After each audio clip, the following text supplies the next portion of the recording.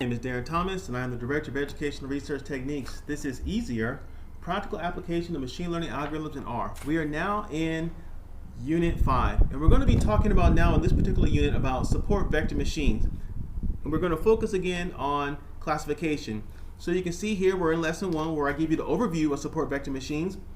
Lesson 2, like always, will be data preparation, and then Lessons 3 and 4, we're going to take a look at two types of kernels that are commonly used with support vector machines. In Lesson 3, we'll take a look at the linear kernel, we'll develop and test a model, and then in Lesson 4, we'll take a look at the radial kernel, and we'll develop and test a model there. So without further ado, without wasting any time, let's continue our overview of support vector machines in this lesson number 1. So support vector machines, or SVMs for short, is a combination of two things. Essentially, it is a combination of nearest neighbor classification, or nearest neighbor, that's a famous algorithm in machine learning, and also with linear regression. Those are the two algorithms that kind of work together to create what we call support vector machines. And so what you're trying to do is that you draw a line essentially, but you want to draw a line with like the maximum space. And I have a diagram, an ugly diagram, but I have a diagram on the next page. You want to draw a line between your two, whatever you're trying to classify, and then you want to put the maximum space between these things. And the guy in the middle here is called the hyperplane. And then this space right here with I put the dotted lines at is called like the margin. You want the maximum amount of margin. And the examples that touch the margin, those are the support vectors, if you will.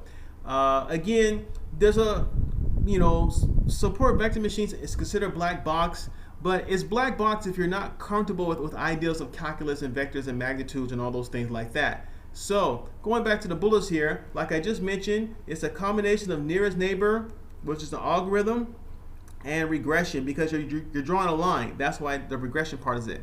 And so then you make a hyperplane that places the greatest amount of distance among the various groups in the data set. And so all the examples in the group that touch the hyperplane are called the support vectors. Vectors, have like magnitude and direction and all those things like that. All right, so here's my picture of what I just kind of drew, and you can see what's happening here.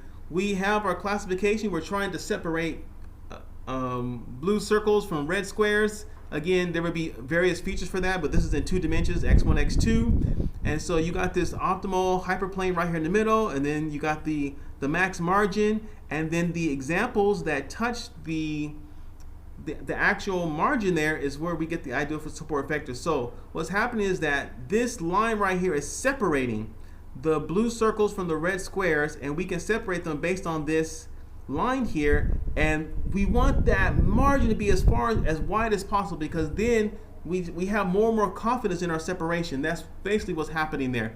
And generally you cannot make a picture like this because you're going to have more than 2 dimensions, but this is just a 2-dimensional example. Now, no matter what happens, generally when the computer will always try to draw a straight line. That can also be a problem, but it'll make accommodations with something called a slack variable, which is a little bit technical and kind of beyond what we want to talk about too much in this introductory course. Now, in order to get around this need to draw a straight line, the people who develop support vector machines develop something called a kernel trick, which allows for new dimensions or features to be analyzed by combining features that were measured in the data. So the example that I give here is that you have latitude and longitude, and they could be combined mathematically to make altitude, if you will. And so now this new feature can happen. So there's all kinds of crazy things happening inside the black box, if you will, that are hard to explain, again, unless you have a deeper familiarity with calculus and more advanced levels of mathematics. So, but the point that you need to remember here is that, and this is the most important thing for you or for the people listening here, is that there are several types of kernel tricks. And so there's no rule for which one to use. You have to kind of figure out your context and what works best for your particular model. And you remember, you're always trying to, it depends on your goals, either increase accuracy or increase precision or whatever, or increase recall. Whatever your goals are, you can use different kernels that will kind of recombine the features that are available to hopefully improve the performance of your model. Now, there are pros and cons with support vector machines like with anything else. And so you can see here that The pros of it is the flexibility. They're very, very flexible. They can take just about anything and give you something. Also, they're able to deal with noisy data as well, which can be very, very, very useful. And lastly, they resist overfitting, and also they often tend to be accurate. So it seems like the best of all worlds. But of course, there are cons. Because it's so complicated, it's considered like a black box. So you have your input, you throw something into the support vector machine, you get an output. You don't really know what happened inside the function, if you will, but you get this really highly accurate, highly flexible, easy to resist noisy data, easy to resist overfitting. It just comes out almost magically. So this can be a problem because you have an answer, but you don't know quite how you got the answer many times. And also, there's really no criteria, like I mentioned before, for how to select the best kernel. So it's kind of random choice, random guessing until you find something that works in that particular situation. So we are essentially done with what we were talking about for introducing support vector machines here.